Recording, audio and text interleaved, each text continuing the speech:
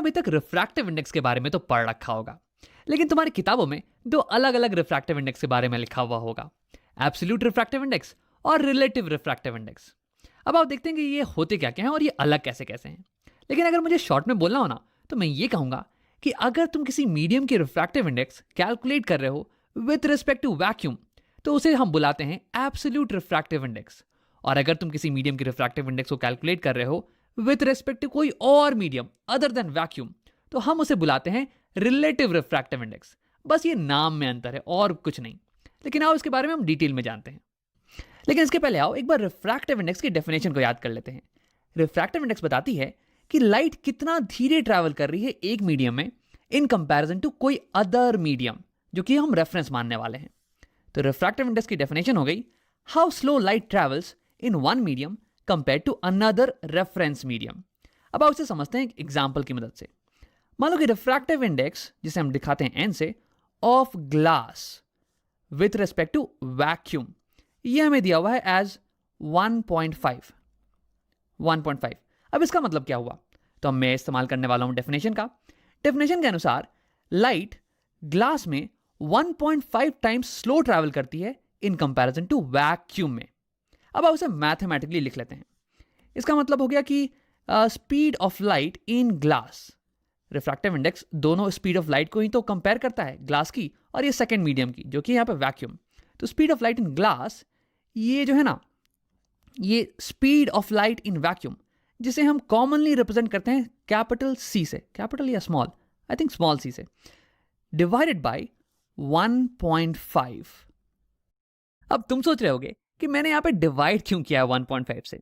क्योंकि देखो, refractive index ये नंबर बताता है कि हमारी speed of light in glass ये 1.5 टाइम्स स्लोअर है in comparison to speed of light in vacuum से। स्लोअर, अगर ये फास्टर होती तो मैं कर देता speed of light in glass is equal to 1.5 into c, लेकिन क्योंकि ये स्लोअर है इसलिए मैंने इसे डिवाइड कर दिया है।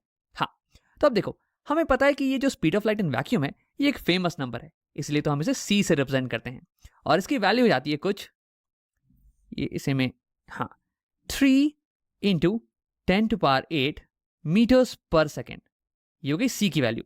अब इसे हम डिवाइड करने वाले हैं 1.5 से, डिवाइड बाय 1.5, तो ये 1.5 3 को 2 टाइम्स काट देने वाला है। तो हमारे पास फाइनली आ जाएगा speed of light in glass is equal to 2 into 10⁸ metres per second.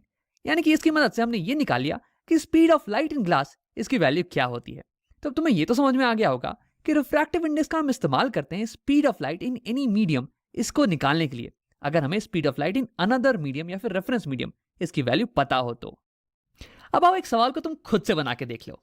तो इस बार हमें दिया हुआ है refractive index of water. Refractive index को हम डिनोट करते हैं एन से और डब्ल्यू हो गया वाटर के लिए, विथ रेस्पेक्ट टू ऑयल। इस बार ले लेते हैं सेकेंड मीडियम ऑयल, ये हो गया हमारा रेफरेंस मीडियम और इसकी वैल्यू हमें दी हुई है एज 2।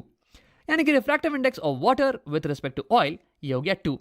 अब क्यों नहीं तुम वीडियो को पॉज करो और ये एक्सप्रेशन को खुद से निकालने की कोशिश करो। अब अगर तुमने ट्राई कर लिया तो आओ देखते हैं। देखो, इस एक्सप्रेशन का मतलब ये हो गया कि speed of light in water ये 2 टाइम्स छोटी है than speed of light in oil से।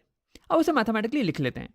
इसका मतलब हो गया कि speed of light in water ये छोटी है, 2 टाइम्स छोटी है than speed of light in oil से। 2 टाइम्स छोटी यानी कि हम इसे डिवाइड करने वाले हैं। अगर speed of light in water ये 2 टाइम्स बड़ी होती, दुगना होती speed of light in oil से, तो हम यहाँ पे 2 से मल्टीप्लाई कर देते। हाँ, तो देखो इस इक्वेशन में मुझे speed of light in oil इसकी वैल्यू तो पता है नहीं, ये तो एक कॉमन नंबर नहीं ना है जो कि मैं इसे याद रखूंगा। अब क्योंकि ये मुझे पता है नहीं, इसलिए मैं speed of light in water इसकी वैल्यू को कैलकुलेट नहीं कर सकता हूं। देखो, एक इक्वेशन और 2 वेरिएबल, ये तो बड़ी नाइंसाफी हो गई। तो यही अंतर हो जाता है इस तरीके में और इस तरीके में। देखो, इसमें हमने कैलकुलेट किया था refractive index of one medium with respect to vacuum, और speed of light in vacuum ये तो एक कॉमन नंबर है यार, ये तो सबको याद ही रहता है। तो इसलिए हम यहाँ पे speed of light in medium 1 ये आसानी से कैलकुलेट कर पाए थे। लेकिन देखो, इस केस में हमने किसी गिवन मीडियम के रिफ्रैक्टिव इंडेक्स को लिखा था with respect to any other medium. अब देखो, इस अदर मीडियम की जो स्पीड ऑफ लाइट है ना, ये तो हमें पता है नहीं, इसलिए इसे हम आसानी से नहीं कैलकुलेट कर पाए थे गिवन मीडियम में स्पीड ऑफ लाइट को। अब देखो, इसलिए ये वाला तरीका बहुत ही आसान हो जाता है और ये वाला तरीका इसलिए बहुत ही ज्यादा फेमस है। जनरली जब भी तुम देखोगे रिफ्रैक्टिव इंडेक्स लिखा हुआ किसी मीडियम का, तो वो वैक्यूम के रिस्पेक्ट में ही लिखा हुआ होगा। और ऐसा इसलिए क्योंकि इससे इस गिवन मीडियम की स्पीड ऑफ लाइट निकालना ये थोड़ा आसान पड़ जाता है। अब देखो, ये तरीका इतना फेमस हो गया ना कि लोगों ने ये V फॉर वैक्यूम ये लिखना ही छोड़ दिया। तो इसका मतलब कि उन्होंने अज्यूम कर लिया कि कभी भी अगर लिखा हो refractive index of a given medium और ये विथ रिस्पेक्ट टू ये नहीं लिखा हुआ हो, तो मान लेना कि ये विथ रिस्पेक्ट टू वैक्यूम ही है। जैसे कि फॉर एग्जांपल मान लो कि लिखा हुआ हो रिफ्रैक्टिव इंडेक्स ऑफ वाटर और ये दिया हुआ है कुछ 1.33। इसका मतलब क्या हुआ? इसका मतलब ये हुआ कि refractive index of water with respect to vacuum ये हमें दिया हुआ है 1.33 एंड इसका फर्दर मतलब ये हुआ कि speed of light in water ये 1.33 टाइम्स स्लोअर है than speed of light in vacuum. अब देखो, अगर कभी भी तुम्हें रिफ्रैक्टिव इंडेक्स बतानी हो किसी भी मीडियम की विथ रिस्पेक्ट टू किसी और मीडियम की अदर देन वैक्यूम, तो उस केस में तुम्हें दोनों मीडियम्स को लिखना जरूरी हो जाएगा, है ना। जैसे कि यहां पर हमने लिखा है refractive index of water with respect to oil.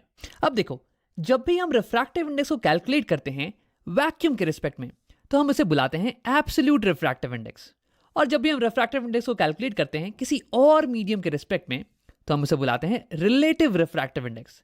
तो ये जो दोनों टर्म्स है ना, ये बस नाम है जो कि हमने दे दिए हैं, इसका कोई और बड़ा मतलब है नहीं, तो इससे घबराने वाली कोई बात है नहीं। अब एक छोटी सी चीज, किन्हीं किन्हीं किताबों में तुम्हें ये लिखा हुआ मिलेगा कि refractive index of a medium with respect to vacuum या फिर एयर, इन दोनों को ही हम एब्सोल्यूट रिफ्रैक्टिव इंडेक्स बुलाते हैं। और ऐसा इसलिए क्योंकि speed of light in air ये बहुत ही क्लोज होती है speed of light in vacuum के, और इसलिए छोटी मोटी कैलकुलेशन के लिए इन दोनों को हम एक नंबर की तरह ही यूज कर लेते हैं। हाँ, तो आओ एक बार हम लोग रिकैप कर लेते हैं। हमने देखा कि रिफ्रैक्टिव इंडेक्स ये एक नंबर है जो कि बताता है कि लाइट कितना स्लो ट्रैवल कर रही है एक मीडियम में कंपेयर टू अनदर मीडियम, जो कि हम रेफरेंस मीडियम बुलाते हैं। अब अगर ये रेफरेंस मीडियम ये वैक्यूम हो जाए या फिर एयर हो जाए, तो इसे हम एब्सोल्यूट रिफ्रैक्टिव इंडेक्स बुलाएंगे, और इस केस में तुम्हें वैक्यूम या फिर एयर इसे लिखने की जरूरत है नहीं। लेकिन अगर यही रेफरेंस मीडियम कोई और मीडियम हो अदर दैन वैक्यूम या एयर, तो इसे तुम्हें लिखना पड़ेगा, और इसे हम रिलेटिव रिफ्रैक्टिव इंडेक्स बुलाते हैं। अब वैसे तो इन दोनों टर्म्स का ज्यादातर इस्तेमाल हमें होगा नहीं, लेकिन अगर तुम्हें ये दोनों टर्म्स कहीं लिखे हुए मिल गए, तो अब तुम्हें इन दोनों का मतलब पता होगा।